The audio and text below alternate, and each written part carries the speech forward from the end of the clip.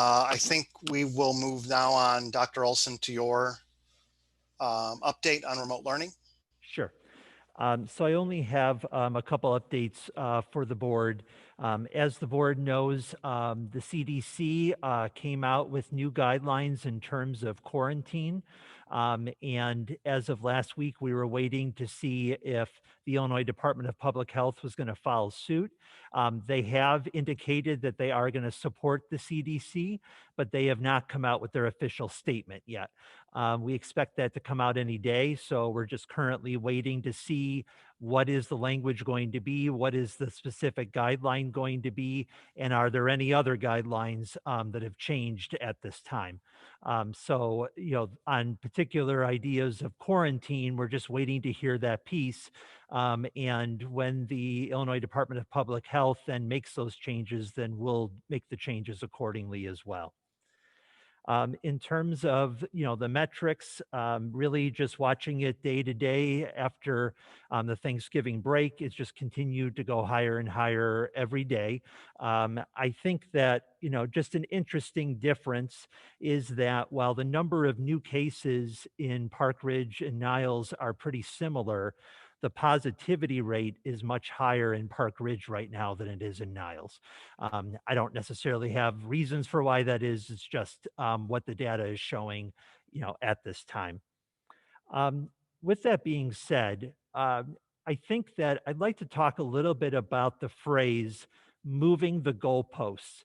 And I'm starting to hear that phrase in newspaper stories and different pieces and usually it's around the idea of accusing some political leader of you're changing. First, you said it was going to be this guideline. Now you're saying it's this guideline. And while I can't speak for all of those people, I just also want to make sure we understand that one of the reasons the goalposts are changing is because we know more and we're learning more as we go along. And I think back to July, I sat down and met with all of the PTO and PTA presidents, and I explained to them how PE was going to work.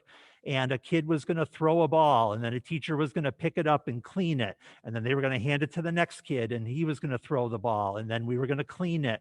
And we talked about that recess was going to be standing outside in a 6x6 square and just breathing in the fresh air for their recess. But over time, we learned that we could loosen up on that and really allow kids to intermingle at recess and allow them to use shared equipment as long as we had certain of our mitigation policies in place.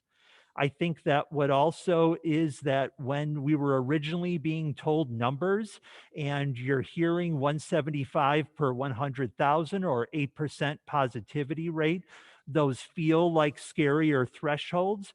But when you pass them and everything is still continuing to work and function, then that means that we are able to do it and we are able to go further than maybe we had thought we could previously do.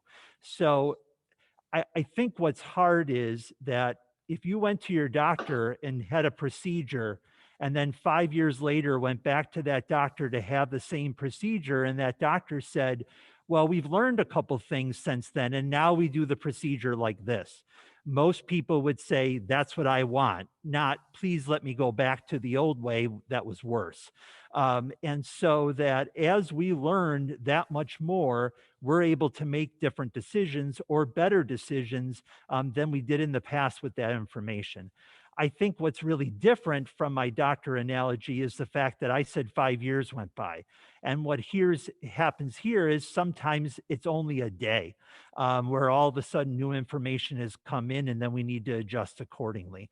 So I think that this idea of moving what the targets are, I don't want to do it for any reason that would be wrong or any reason that would be unsafe, but we have a much better understanding now, and we know that schools are safe places. In regard to why schools are safe, there is a couple of big reasons or big conclusions that we can start coming to.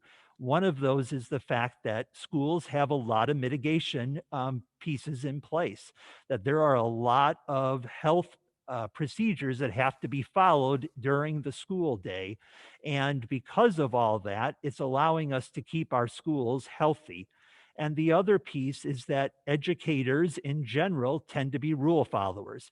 So when they're at school, they're following all the rules and all the guidelines so that schools have been able to stay and be a safe place. And so we are still on target to start on January 19th. I continue to watch the numbers, continue to consult with the Cook County Department of Public Health as we watch where things are going. Unfortunately, it is a bit of a holding pattern right now, as they can't predict where we're going to be 3 weeks from now or 5 weeks from now. And so I believe we can be back in school on January 19th. If we can do that sooner, we'll do it sooner. And we'll continue to watch what that information is. But here's where we are at the time.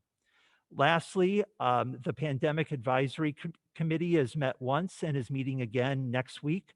Our first meeting really was just spending a lot of time making sure that everyone had the same information and was up to speed on what all the information and data are.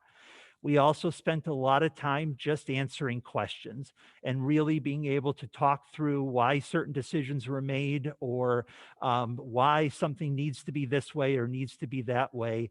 And we had a lot of good discussion on that first night. The second night next week is now starting to get into, the real topics and starting to debate and so forth. And, we needed to create a lot of a framework for how this committee was going to operate, especially since we have people in the room that have different points of view on what we should or shouldn't be doing. And so I do think that this committee is going to be very helpful, and I look forward to us continuing to meet. And we will continue to meet twice a month, especially in the beginning here, to establish where we're going. Those are just some of the key pieces I wanted to update the board on at this time. Thank you. Do any board members have questions for Dr. Olson on what he just presented? Tom? So you mentioned this time, and I think last, if we can get back sooner than January 19th, we certainly will. Can you please explain and elaborate what metrics and what you would be using to base coming back sooner? Sure. So first of all, it is the idea of watching what that quarantine period is. The reason that most school districts are closed for those 2 weeks in January is the idea that everybody's going through a quarantine period after possible travel. But if now the guidelines are going to change and shorten that period of time, that is a factor that could be different.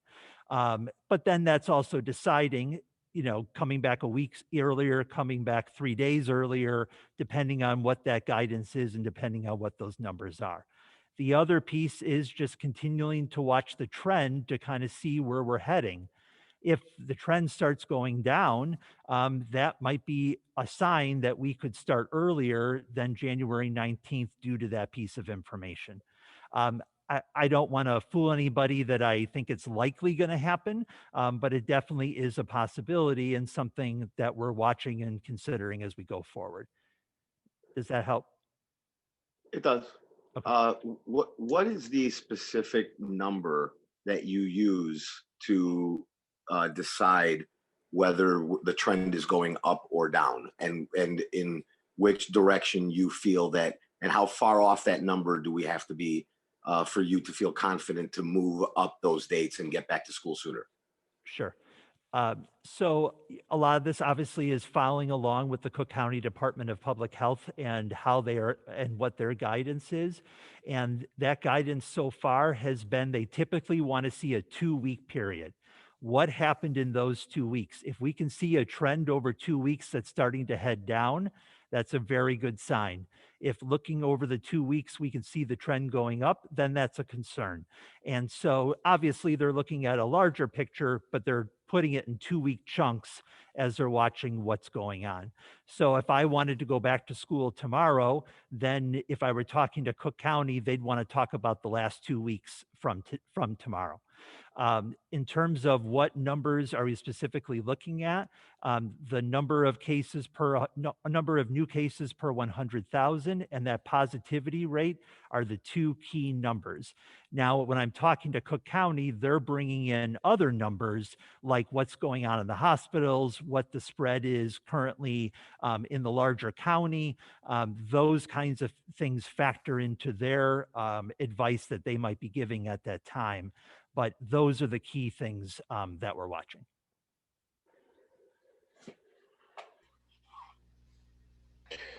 Dr. Olson, how often are the superintendents meeting? And I'm sure that you meet with the superintendents in Glenview, Niles, Arlington Heights. Give us a little bit about some of those meetings. Sure. So really, since the pandemic began, I've had 2 standing meetings every single week. One is with the local superintendents with District 207 and all of the districts that feed into 207. So we meet once a week just so that we can talk through our particular issues to this area and how that they are affecting us. And then I also have a much broader meeting that I attend regularly that has all those superintendents that you were mentioning, Larry. And those I also attend once a week so that I can have a better understanding of what's happening largely around us outside of just our particular area. And then beyond that, it really depends on the week.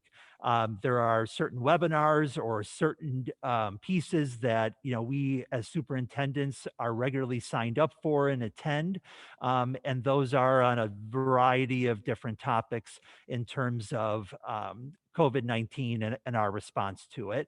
And then we also communicate regularly with Tony Louisi, and he's giving us updates from the law world. And we talk on a weekly basis as well, sometimes daily, depending on the circumstances. Does that answer your question? Thank you. That's great. Okay.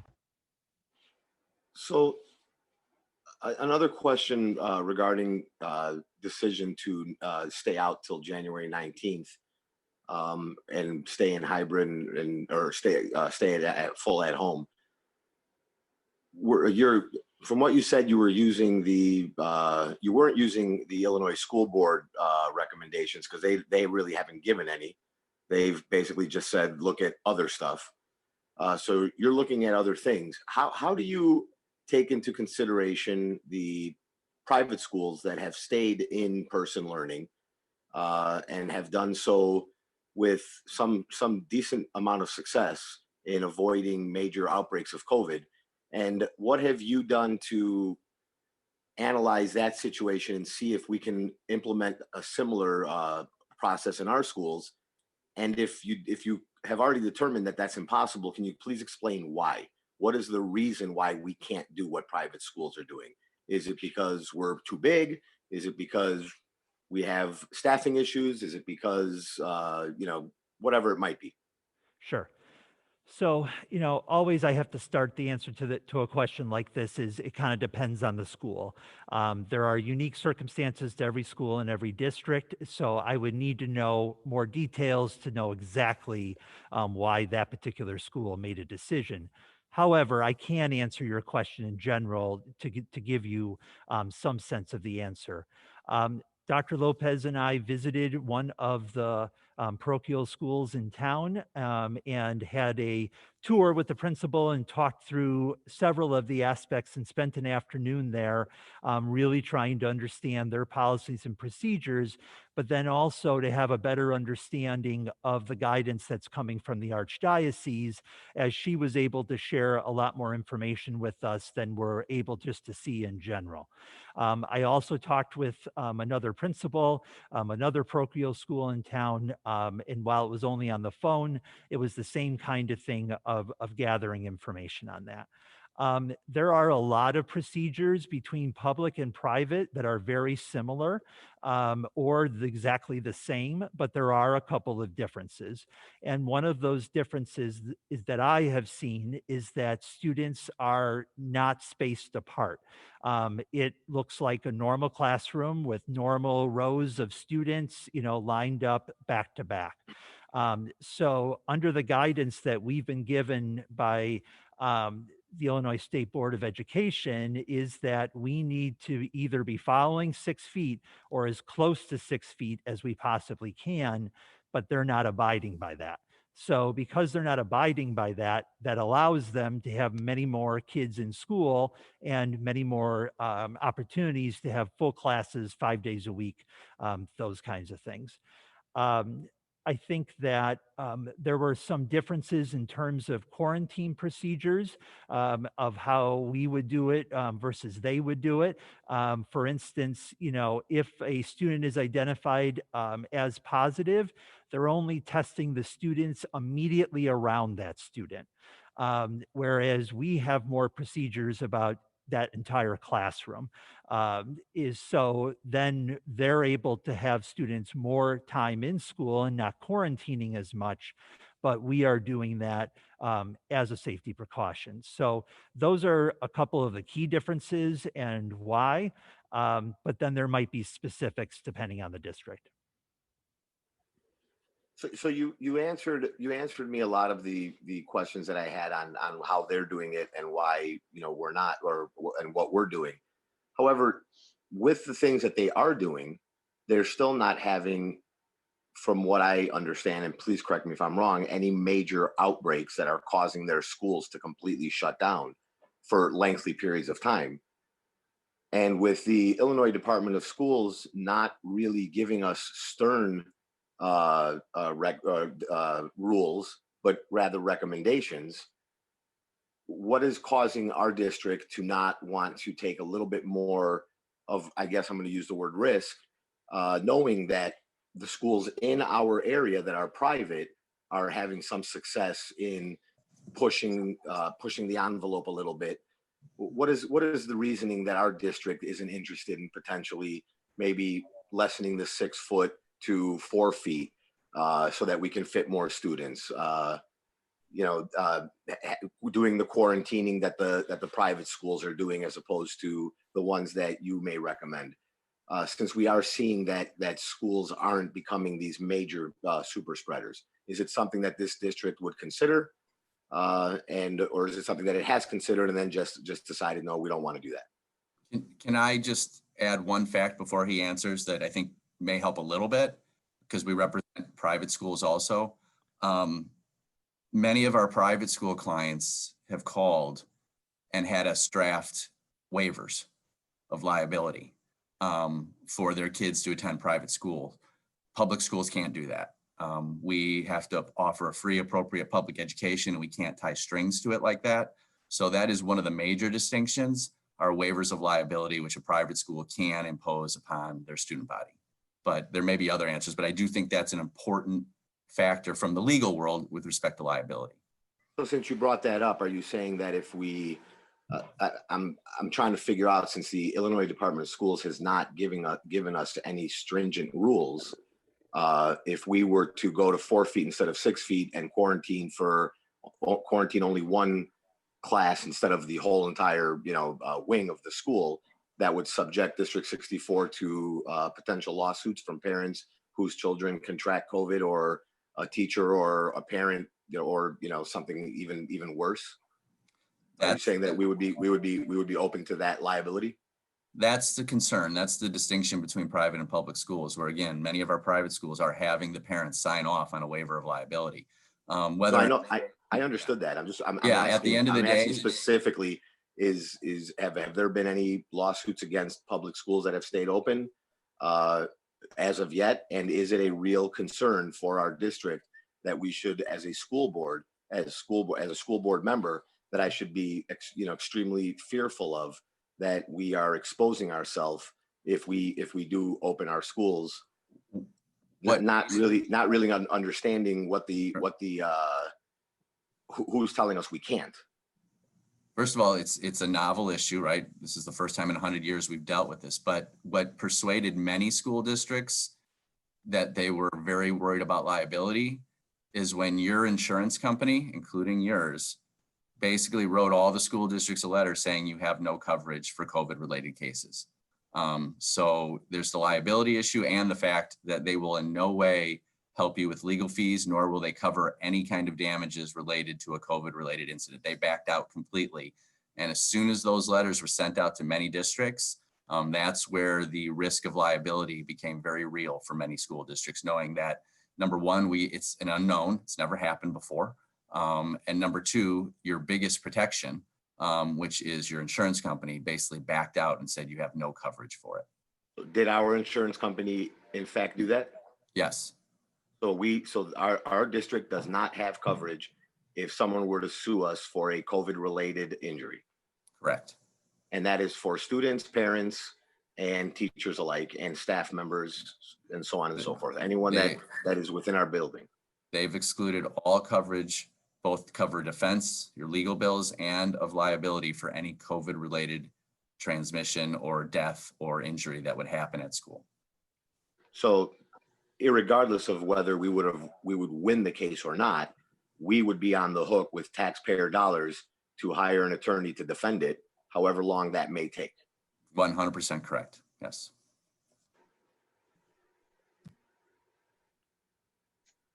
This question and comment might be Dr. Martin.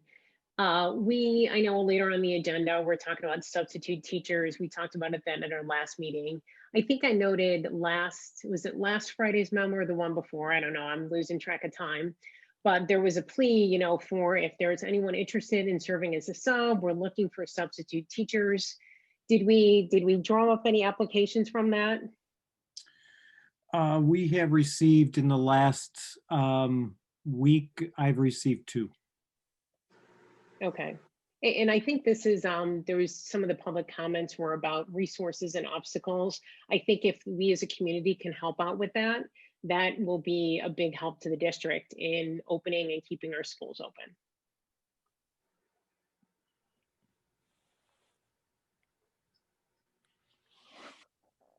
So Natasha, oh, sorry, Tom, go ahead. No, if I was just going to ask Natasha if any comments have come in while we've been talking. None have come in, no. Okay, great. Tom, go for it. Well, I want to follow up a little bit on the liability issue. So if we open up January 19th in a hybrid version, we're still taking the risk of that same exposure. Yeah, but your defense would be, right? And this is going to your question of why the private schools are able to do some things we aren't. The best defense that you can have in this kind of case is that we have strictly adhered to the Illinois Department of Public Health's guidance for schools. So if you got sued and we went into court, we'd have two main arguments. Number one, tort immunity. That would be our first argument to see if we can get it knocked out of court right away based on the Tort Immunity Act. Number two would be that the standard of care put out by the professionals, the Illinois Department of Public Health and the Cook County Health Department, is something that we followed and we strictly adhered to. I think that would be our two defenses to liability. But Tom, as you know, as an attorney, sometimes the damages of the case are not even the most expensive part of the case, right? Especially which brings me to my next statement. We have the defense of tort immunity either way, whether we follow the full hybrid or the partial following IDPH. So it's really the one issue. And back to my original statement from about 3 minutes ago, the exposure is still there and we don't have insurance coverage to, even if we do follow the government's recommendations and we try to bring that up as a defense, we still have to defend it. And we don't have an insurance company paying that defense fee. So going on your last statement, that me as an attorney and other attorneys here and listening know that sometimes it's the legal fees that cost more than the actual damages. We're still on the hook for those legal fees, even after the 19th in a hybrid version. So from what I understand from this conversation, the only real lessening of liability that we're taking on is that we might have less people to sue us if we have a hybrid as opposed to going full, because we'll have less people that potentially might get sick. And that's really the only difference between our decision of going, for the liability side of it, going full or hybrid, unless there's something I'm missing. Talking about the legal fees, yeah, that will be there either way. I was speaking more about defending and winning the case. And obviously the damages for a wrongful death suit, as you guys are well aware, could be pretty expensive also.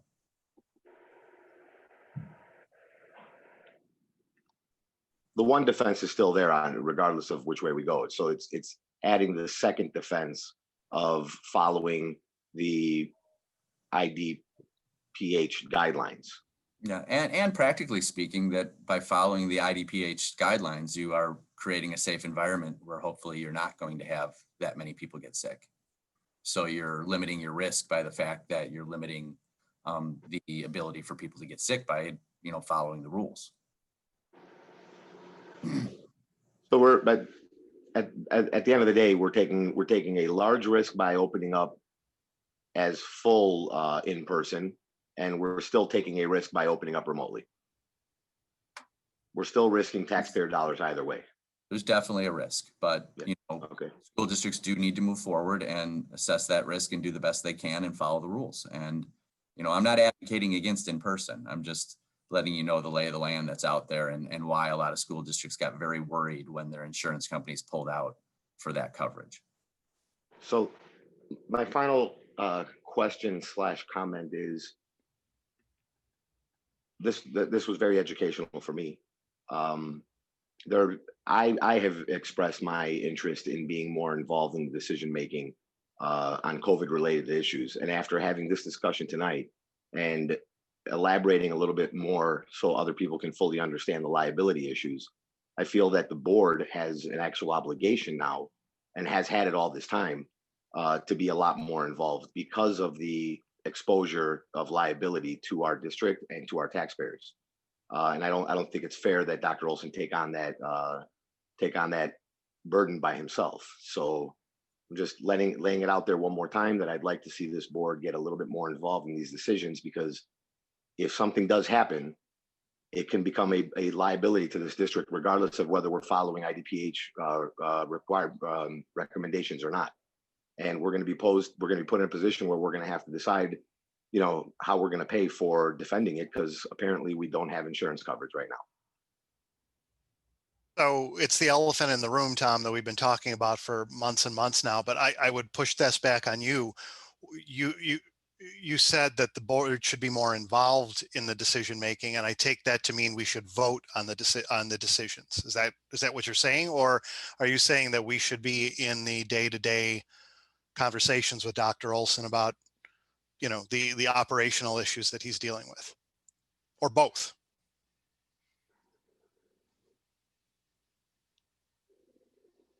Tom?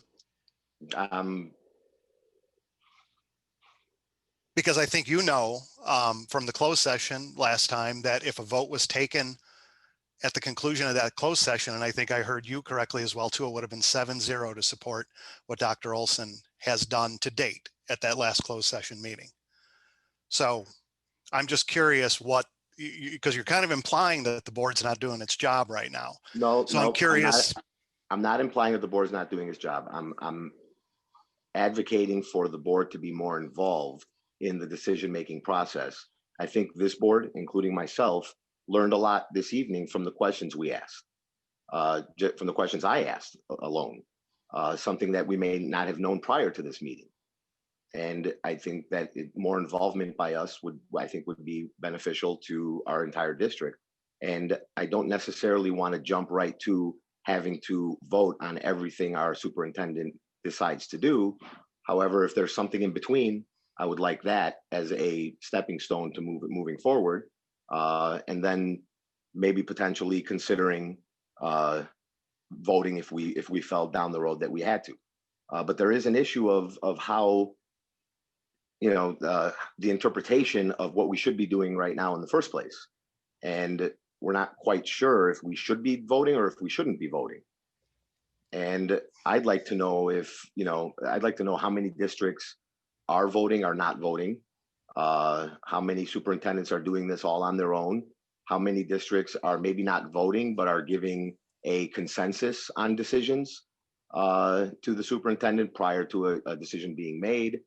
But I think we're getting to a point now where things are getting to a point where our superintendent may come back January 19th and say, I want to open up full hybrid or full in school. No more remote, no hybrid, nothing. And I think as a board, we should be a little concerned of that if something doesn't come down from the federal government that protects us, if our insurance companies aren't going to step up.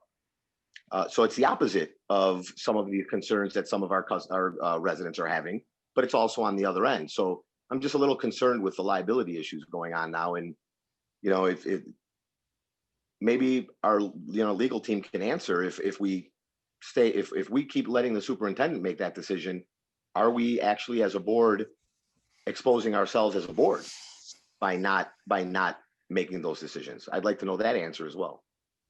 Okay, and before you give that answer, I just want, the reason I asked the question I did of you, Tom, is I think we've heard emails tonight, and we've received many emails primarily from the same group of people in the past that have accused this board of, quote, dereliction of its duties. And I just want to make it clear to the public, the board has been given weekly updates, from Dr. Olson since the beginning of this pandemic on everything that is going on. They're in our board reports. If you want to FOIA them, feel free to FOIA every one of them since March. There's a weekly report in there. We had a closed session just a few weeks ago for the better part of 2 hours where we spent the entire time talking about nothing but this issue. We've had several meetings where this issue has been the main topic of our board meeting. So I'm with you that that when we get to issues like this, where there are decision points as to whether we put the district in potential legal liability, that the board should be involved in that. But this notion, and I'm not saying you're saying it, I'm saying though that your comments tonight could be construed as you saying that the board is derelict with its duties right now in staying on top of this issue. And I would vigorously disagree with that position. And I vigorously disagree with the position that many people on emails have taken, accusing the board of being derelict in its duties. So that's all I'm saying. Let me help you and make it clear that I am not saying that. And I echo what you just said, that yes, we do get weekly updates from the superintendent. We are very well informed as to, what decision is going to be made. I personally would just like to have more information on how those decisions were made and what went into making those decisions deeply. We do get, and again, I want to be clear so the public understands, we do get information on how the decisions were made. Dr. Olson's not just saying, I'm going to close schools, we're going to reopen January 18th. Thank you, I'll see you at the next meeting. That's not what our memos are about, and that's not the information we're getting. We're getting a lot more than that. So the public understands that this board is very aware. I'm having a problem with the line of whether we should be more involved in helping make the final decision after we've gotten this information, or if we're still okay with the superintendent making the final decision. And especially with this liability issue looming over us, I want to make sure that this board isn't actually exposing itself as a board by not making those decisions or taking on that control. Right. And I agree. We've struggled with this for a couple months now. The board has. I completely agree. So Tony, do you want to answer that question as to whether or not the board is potentially taking on more or different or less liability as a result of not making that decision?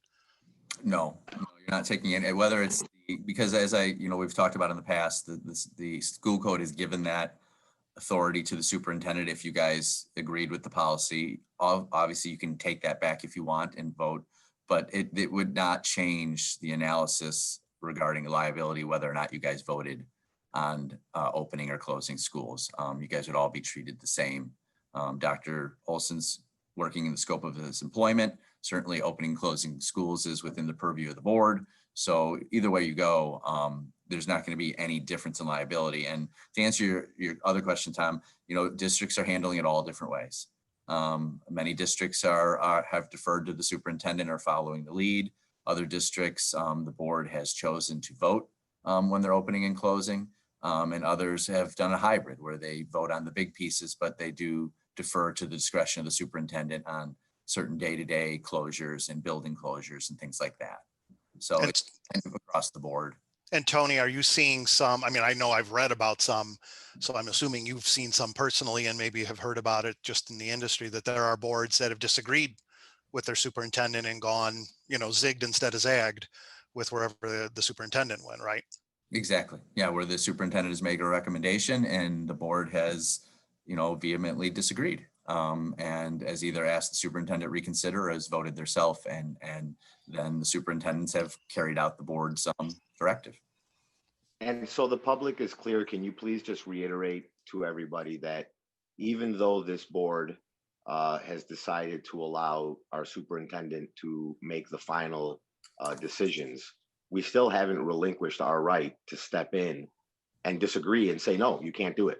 If this board decided to call a meeting or at a meeting, decided they didn't like what a superintendent was doing, through the appropriate process, this board can step up and trump any decision he made and undo it or not allow him to do it. Correct. So just because we've agreed, just because the board has agreed to allow the superintendent to move the way he's moving now, doesn't mean that we can't stop that at any time, and we can't actually stop a decision at any time. Correct. Okay. The only caveat I just wanted to also add to Rick's comment about the closed session. We did have discussions in closed session at that meeting, but it was specific to employee issues and labor issues, which is why it was a closed session meeting.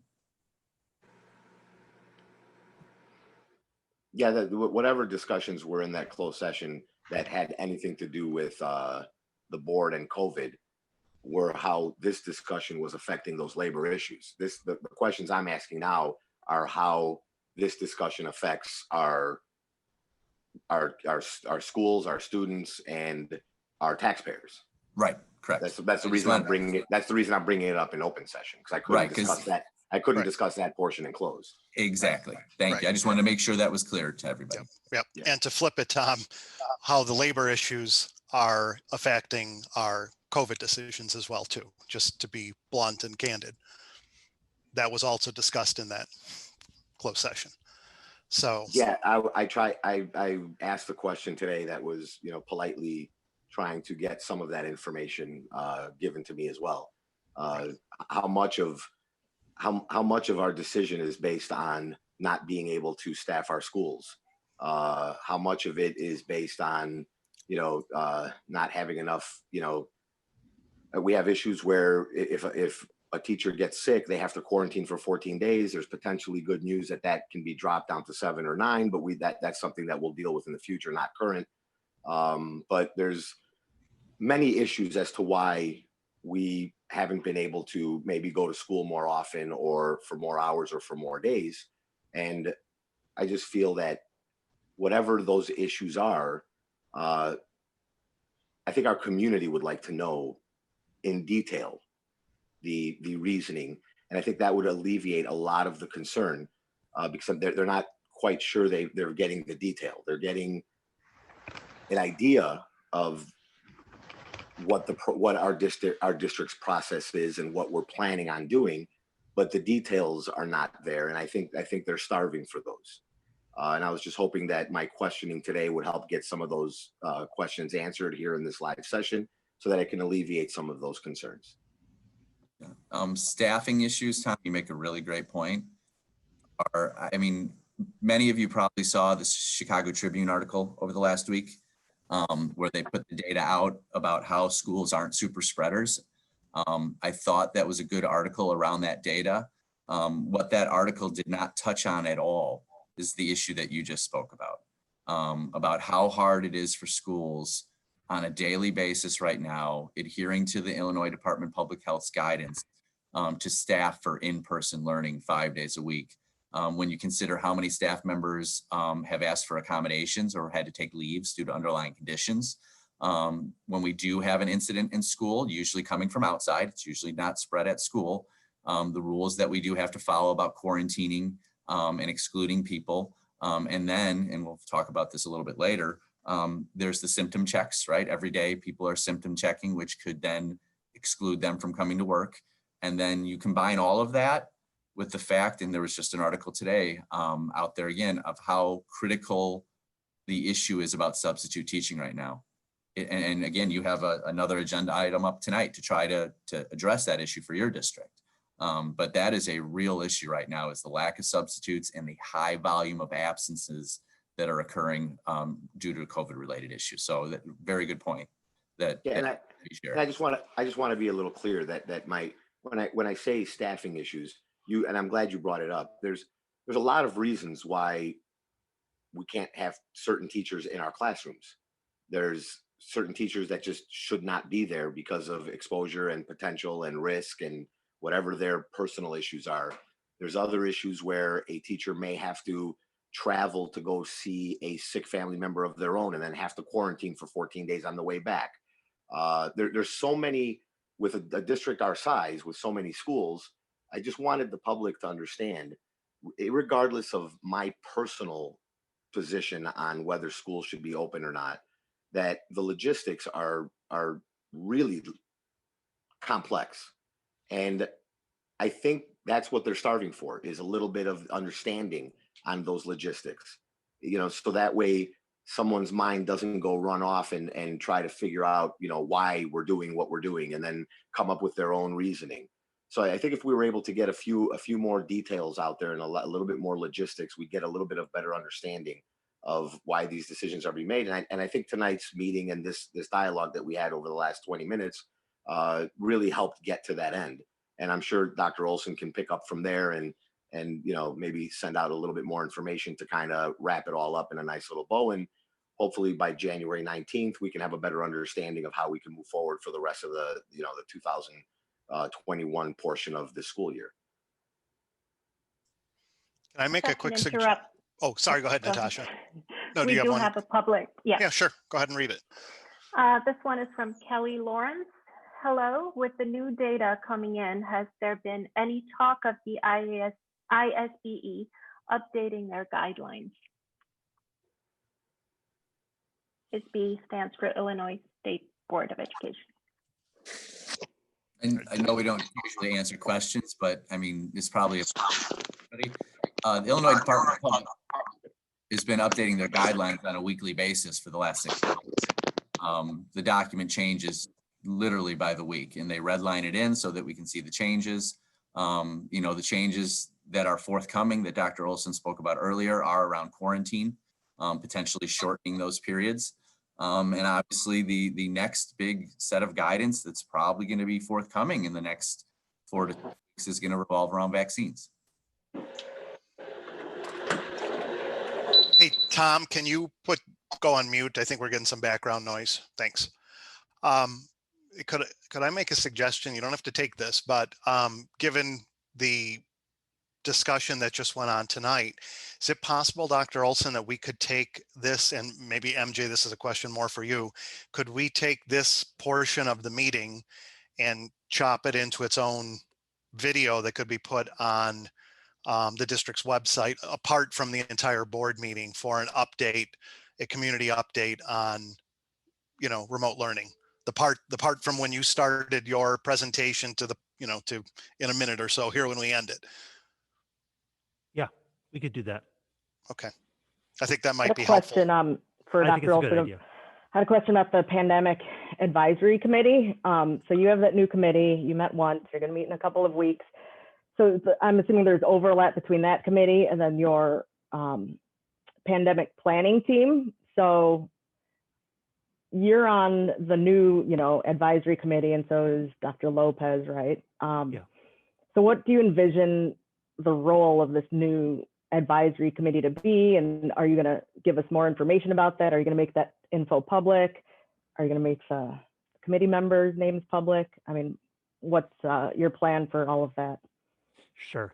So I can share a couple things. I think one is that I feel that this group is now another vehicle that can be providing input, talking through the issues, and you know, because we're bringing in different points of view to one committee and everybody's there, I think it gives an opportunity for us to talk in a different way than maybe we are able to do normally, because there are teachers and teacher assistants and parents and administrators.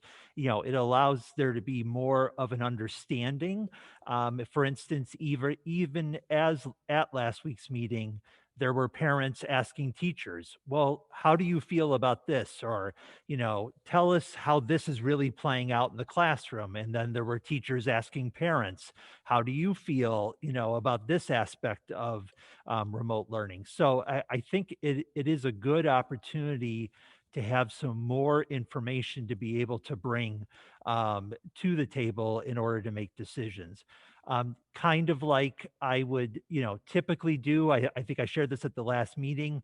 You know, if anybody walks into my office, if anybody emails me and says, I have an idea, or have you thought about this? Those are all things that I'm going to take in. So I feel that now I would need to be giving the board regular updates on what the pandemic committee is doing and talking about and so forth. And in terms of if there are certain, you know, key points, then I think we could certainly do it at a board meeting or something like that, so that you could be fully up to date on whatever's occurring. I'll be honest with you, I've been a little hesitant about posting the names of the people on the committee. I have had a couple parents reach out to me and just honestly say, I'd like to know who's on the committee so that I can talk them into believing my point of view. So I think on the one hand, you know, I'm a little concerned about that aspect. The other thing is that we know that, you know, unfortunately, a portion of our community, it became, you know, very ugly on social media in terms of what you believed. And so, you know, these people are dedicating their time and dedicating, you know, their thoughts and opinions to what's going on in the committee. And I would hate for them to be abused in any way for that time. So to be honest, I've been kind of going back and forth on that. And then how do you feel about a board member, a rotating board member, you know, a different one each time, attending each of the meetings, similar to what we do for PT3? Yes, I think board members are welcome to attend anything, so I would welcome that too. What's the date of your next meeting? So it's this coming Wednesday, whatever that date is, 16, I think it is. And we can send, if Carol's interested, we could send, if the board's interested in us pursuing this, we can send somebody an invite and include them. You know, right, we should probably try to coordinate dates like we do for, you know, the other, for Carol, PT3, right? Carol, if you don't mind, maybe we can just do like a rotating calendar where board members can sign up for a date. And then that way we're not having 2 or 3 board members showing up there and then having another issue. Right, something like a doodle poll. Well, just to be clear, before we make a decision from one board member, is the board in agreement with this? Are we, is there any, you know, objection to doing it this way? Where a board member is going to participate in this committee ongoing? Okay. okay. So, Natasha, any other emails that have come in? None for right now. Okay. Any other questions from the board before? I know we have a pretty packed agenda tonight as well, too. I don't want to cut short this discussion because it's important, but we do have a lot of other stuff to tackle tonight. And we're probably going to be here late. So any other questions from the board on this? This isn't a question. I just wanted to remind everyone that the points that people were touching on earlier, and Tony, about the procedure for the adoption and approval of the plan, that was, you know, discussed before with our discussions of board policy 4:180, which was recently revised. And then there was talk about having the policy committee review that again. Our meeting is January 14th, I believe. Natasha, is that correct? January 8th. Oh, is it? Okay, January 8th. So the time and the link should be on the website if anyone wants to attend that, so that, you know, may be a It- substantive discussion again about that. And Okay, policy okay. committee is going to be ready on that, Carol, for that meeting with something or no? Well, I mean, so that's the issue. We're going to discuss it. This is something that's been discussed at, I believe, at least, I don't know, maybe 6 meetings. I don't think I'm exaggerating. I think it has been, what, 2 or 3 policy committees, probably 3 board meetings. So we'll see what everyone's views are. And of course, all the board members, members of the public, anyone is welcome to attend. So Rick, it's not necessarily a redrafting of it. It's just Yep. a discussion of it. So Okay. that's all. So All right, Carol, good. just to clarify, that policy that you're discussing is the policy that the board is relying on that gives Dr. Olson the authority to make these decisions without the board voting. So I believe a majority of the board's interpretation and our attorney's interpretation is that the board does not have to vote. And the minority view was that the board should vote. So that's one of the things. Does it need to be redrafted, or is it okay as it stands? And can we get the same, so that is the policy. So 4:180, if anyone wants to discuss it, January 8th. And January 8th that's our next meeting? Or It's a policy committee that's meeting. policy, and we will The be board discussing, policy committee. and the board will be discussing that policy again as a board to revisit it at our next board meeting. Do I have that? To the correct? extent that somebody wants that on the agenda, but I don't know, I feel like the result will be the same. If we still have a majority that feels one way, then are we spinning our wheels if we don't have, 4 people who are on the other side? So that's something that I guess could be discussed at our policy committee meeting.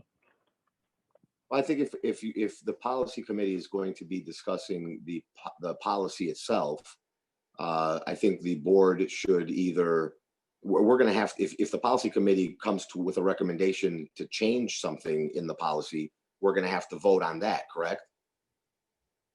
Correct. And if Or the thing is, if we change our interpretation of that policy, then it doesn't require a vote because we're not changing the text of it. when are we going to, when is this board going to get together to discuss that, is what I'm saying. The interpretation of it. And I would like, Rick, I would like to see the issue of this policy on our next board meeting. And so I that we just can make 2 discuss it as a points. board again. Okay, 2 points. Number one, the interpretation of the law was at question. You guys need to decide what you want your policy to say and then just write it clearly with what you want to say. So I gave an opinion that said our interpretation is the law, that the board may allow the superintendent to make those decisions. If this board wants to change their policy, I'm not telling you you can't do that. You certainly can do that. And then point number 2, and it's up to the board, Robert's Rules of Order on a motion that is passed by a majority of the board is that typically for that position to be recalled and voted on, the motion should be coming from somebody that was in the majority that voted in favor of the policy being adopted. That is Robert's Rules of Orders. Now, certainly the board can decide to bring it back and vote. But if you're following Robert's rules, the motion that night, if you're going to revisit something that was already voted on, should come from somebody that's in the majority on that vote. And if Well, I'm not motion, it would be a mistaken- motion to reconsider, Tony. Exactly. Right. Yeah, Right. if I'm not mistaken, it was that a 7-0? No, That was a 4-3, it's a 4-3 or 5-2. Yeah, I couldn't remember. Yeah. 4-3. 4-3, right? So it was a little closer. I believe it was, if I've got this right, it was Carol, Tom, Rebecca in the 3. Is that right? Correct. We wanted to vote on it, and then Right. And correct, the we other were in the 4 minority. Right. Yep. So it would be one of the other 4 that would need to bring a motion to reconsider. But so Tony, just so I'm understanding that correctly, so regardless of our normal policy rule for any board member, being able to request an agenda item, in order for that to be voted on under Robert's Rules of Order, it would need to be in the form of a motion to reconsider, and that motion to reconsider would have to be moved and seconded by some people in the majority. Just Oh, moved. it just need to be moved by somebody in the majority. And again, I mean, bringing a totally new issue, it's not. But if we're going to be Right. that same exact issue, that is Robert Rules of Order. Obviously, you guys has the discretion to set aside those rules if they want. But I'm just telling you, that's what your board policy says you guys follow. Right. But So I- if we wanted to I- set that aside, we'd have to have a motion to set aside Robert's rules in order to do that. But Rick, I think I still have the, I think I still can ask to have the issue of the policy put on the agenda for another review of it, and then maybe request the board to give another consensus of how we feel about the policy. And I don't think that would be violating anything from Robert's rules. Right, because we're not voting. We're just giving consensus at that point. You're So taking if- a straw so if- poll. So if someone doesn't contact you from now until the next meeting, who is of the four that voted, who have the right under Robert's rule to bring it back, then I'm asking to just bring it up as a agenda item for discussion and possible consensus. Okay, well, consider that done. It's definitely on the agenda for next time around. And if one of the four, either myself, Fred, Larry, or Denise wants to make a motion to reconsider, then we would add it as an action item on that agenda as well too. And then we could potentially take action that night if we wanted to. Right, you'd add the agenda item and then I would just ask that you put next to it possible action will be taken. Right. Right. Okay. All right. Anything else on the remote learning topic before we move on? Okay.